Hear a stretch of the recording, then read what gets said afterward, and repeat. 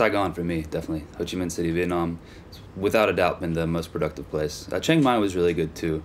Pretty much places that have everything easily accessible, but yet not a huge amount of distractions. It's worked for me. And coffee shops. Education didn't really have anything to do with it. Formal education. Self-learning is everything. For example, when I hire my employees, my American employees, there's not a place for them to even put if they went to school or not. I don't care. I care about what skills they actually have, what they can actually do, and I think that has been the best for me as well. Formal education just wasn't part of it. I don't think I ever had that necessarily. I never had a 9-to-5 job.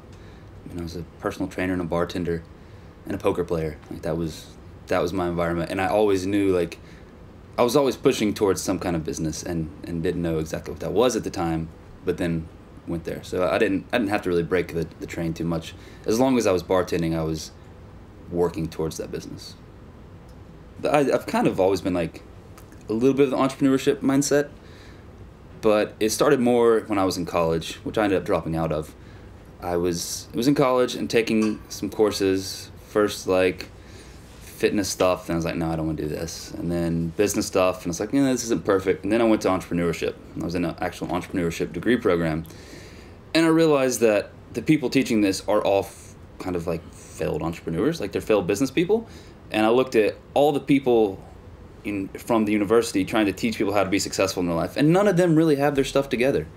At most they're making like $60,000 a year and having to report to work and worry about being fired and saying the wrong things.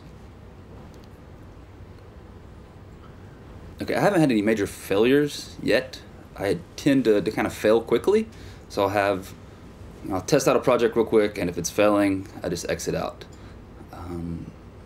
The biggest failure I had turned into a really success, so I was completely dependent upon organic SEO traffic from Google for one of my businesses.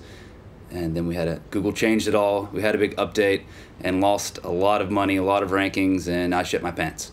But that was a good thing in the long run because it diversified. I looked at everything differently, risk analysis, and now it's made my businesses much more strong and anti-fragile and not as much fear. I know it can't be broken near as easily. Being financially free.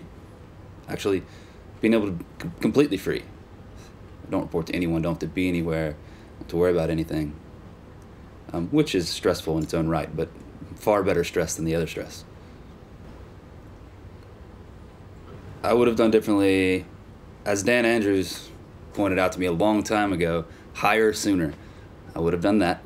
I would have stopped tinkering with so many low quality projects that didn't have a big of upside potential. I think those two things alone would have made a world of difference.